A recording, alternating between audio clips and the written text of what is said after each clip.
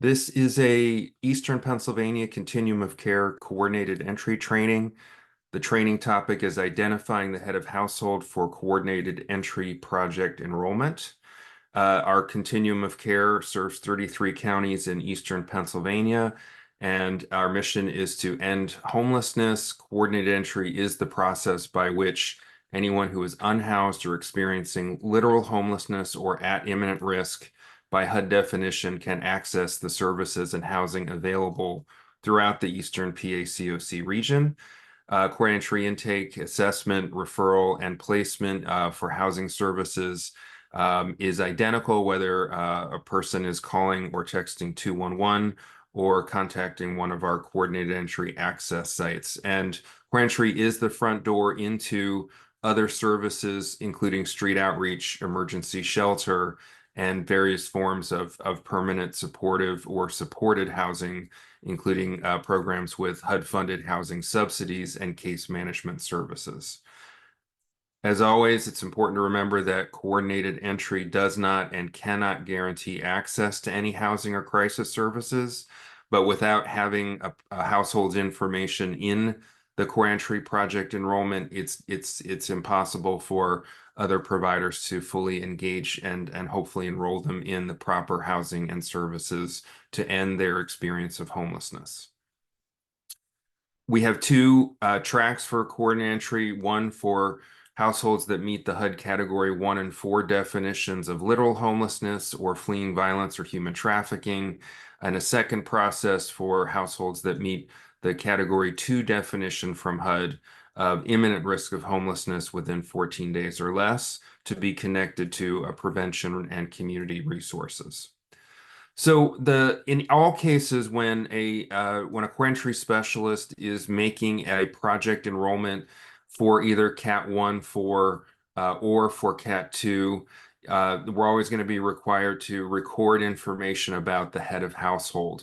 The head of household is not a permanent fixed member of the household. Here is the HUD definition of head of household and why discretion sometimes has to be used on the part of the person that is presenting to coordinated entry and answering the questions in the intake process. And as core entry specialists, it might sometimes be important to help that person that you're speaking with identify whether they are the head of household because they're doing the intake, or another household member should be identified as the head of household to allow that household to move through the continuum as quickly and effectively as possible. So how does HUD define the head of household? And in this definition, as we unpack it, you'll see that it's not necessarily the obvious person, and it's not necessarily the same person as people move from project to project, from core entry, for example, to shelter enrollment or rapid rehousing enrollment. But for the purposes of coordinated entry, there needs to be a head of household recorded during project intake. According to HUD, the head of household is one member of a household to whom all other household members can be associated. A household is a single individual or a group of persons who apply together to a continuum project, in this case, the Eastern PA-CoC Continuum of Care, for assistance. And a household is a group of people who live together in one dwelling unit, or for persons that are unhoused who would live together in one dwelling unit if they were housed. So according to HUD and our HMIS data standards, there must be one head of household for each project enrollment, and there cannot be more than one head of household for any given enrollment. So that condition right there requires the person that core entry specialists are talking to identify a person in their household who is the head. In a household of a single person, that person is always the head of household. Very straightforward. In multi-person households, the term head of household is not intended to mean the quote-unquote leader of the house.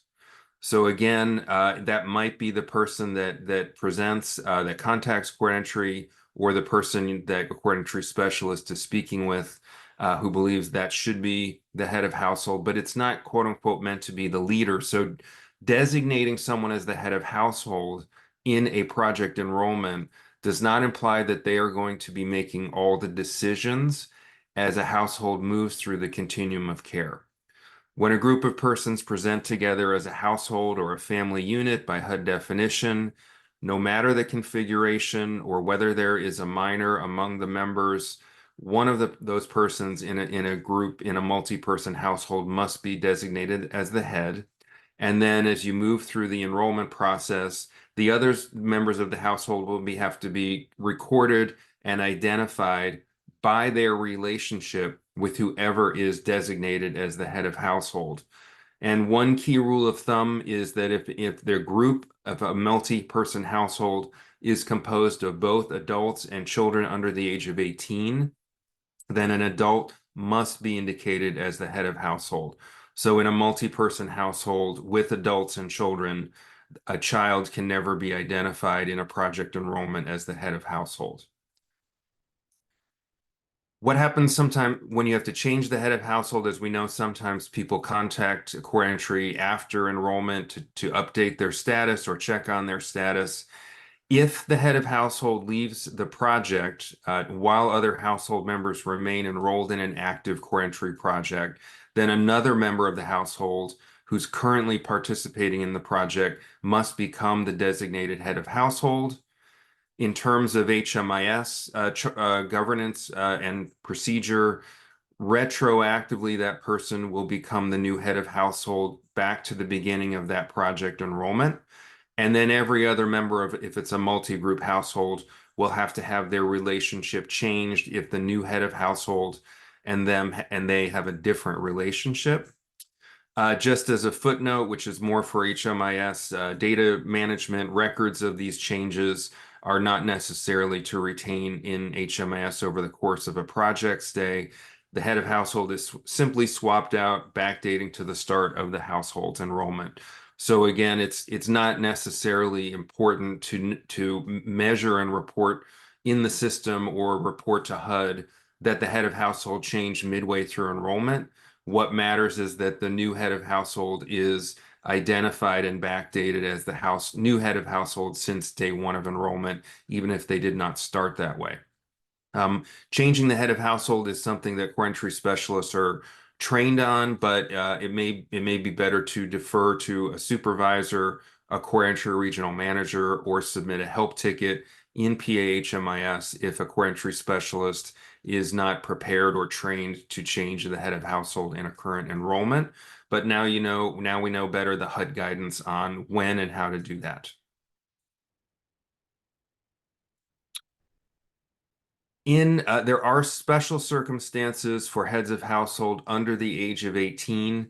It's important to note that there can be a head of household under the age of 18 that is an appropriate core entry project intake. What will not be true, and it's outside the scope of this training, is that a head of household under 18 would necessarily always be eligible for other continuum services. So putting that aside, just in terms of HUD guidance, there can be a head of household in a core entry project enrollment who is under the age of 18. So the most important guidance around that from HUD, where two or more people under 18 present together, and one of the people presenting is not the child of the other. For example, a brother and sister are presenting to core entry together. Each of them should be entered in their own record in their own household. This is only true in the unique or rare circumstance, hopefully, where there are two or more people both under the age of 18. There are no adults presenting together as part of the household. And the reason that HUD guidance requires that is it's important to create separate records for people under 18 to understand patterns of adolescent and youth homelessness. And that entering them separately should never be a barrier to the receipt of future continuum services. The only other circumstance where there's a head of household under 18 that core entry specialists need to be aware of is if two minors present together with a child. The two minors should be recorded in separate households, just like the guidance I presented right above a minute ago, and that the child should be added to one of the households, specifically the household of the parent that the child would live with should the parents be separated for any reason. So this is specific guidance to households whose head would be under the age of 18, in which no adults are present. This is guidance that core entry specialists should already have access to, but going back to earlier in the presentation where every person in the household will then have to have a defined relationship to whoever is chosen as the head of household. These are the different categories. There is, of course, self, who is the head of household. There are head of household children and the child, and these are all the menu options as you move through a core entry project workflow in PAHMIS. Children can include step, adopted, foster children, regardless of age. That would be how they're identified in terms of relationship to head of household. Head of household spouse or partner is the significant other. Head of household other relational members, grandchildren, nieces, nephews, cousins, other relatives, regardless of age, would be identified as an other relation member. And there is finally the other category of non-relation members, since HUD's definition of family includes group of people that self-define as family and may include non-relational members. And just a note that if the group of persons are all children and youth, where none of the youth presenting are the child of another, as we just talked about, each youth should be entered as their own record in their own household, and those are youth under 18. So what is the guidance around if a person that is doing the core entry intake, the person in crisis isn't sure whether they should be the head of household? It's reasonable to apply context and this HUD guidance for CE specialists to kind of help them make that decision. Again, knowing that the head of household, while required, is not making that head of household the leader or the de facto decision maker moving forward. It's just a matter of record management and making it easier for other providers to engage that household in the future, particularly if those other providers, whether they're shelter or a housing program, have certain eligibility criteria that might require the head of household to fit a specific category or definition. So who are appropriate heads of household, knowing that there is flexibility in this decision? An adult in the household who meets the criteria for chronic homelessness is one example. An adult in the household with a disabling condition is another. An adult in the household who is actively fleeing violence or human trafficking, according to the expanded Category 4 definition of homelessness, and the veteran in a veteran household. And again, it's not uncommon for the person that is doing the intake and answering our questions is not the head of household, but has identified the other adult as the head of household. It's like you get it's optimal to be speaking with the head of household, but as you know in practice, that is not always realistic. There is one caveat, and chronic homelessness is a HUD defined, it's federally defined and HUD implemented category of homelessness that is prioritized for certain housing programs, usually permanent supportive housing. Those questions we ask about that relate to chronic homelessness, a child with a disability can qualify their entire household as chronically homeless if there's no adult in the household and the child under 18 meets all the other criteria around length of time homeless. Who are some inappropriate heads of household? It's not necessarily that a male adult is or a female adult is the head of household simply because of their gender or gender identity and whatever cultural norms might be related to that. And also, as we've said many times, it's critical children in a household that also include adults. Really, it's required that an adult be the head of household. So that's just some guidance. Again, when we talk about children, we mean children under 18. When we talk about youth, we might be talking about youth aged 18 to 24 who are parenting youth or are youth heads of household. So there can be children under 18 heads of household, and there can be transition age youth age 18 to 24 that are heads of household. Those categories become important later in our core entry workflow, but just as the closing reminder, a head of household can be any age, as long as core entry specialists follow the HUD guidance and policy that was presented in the material today. So for more information on this or any other topic, we have access to additional resources on the Eastern PA CoC website, and HUD has a wealth of resources on one of their websites, which is called the HUD Exchange.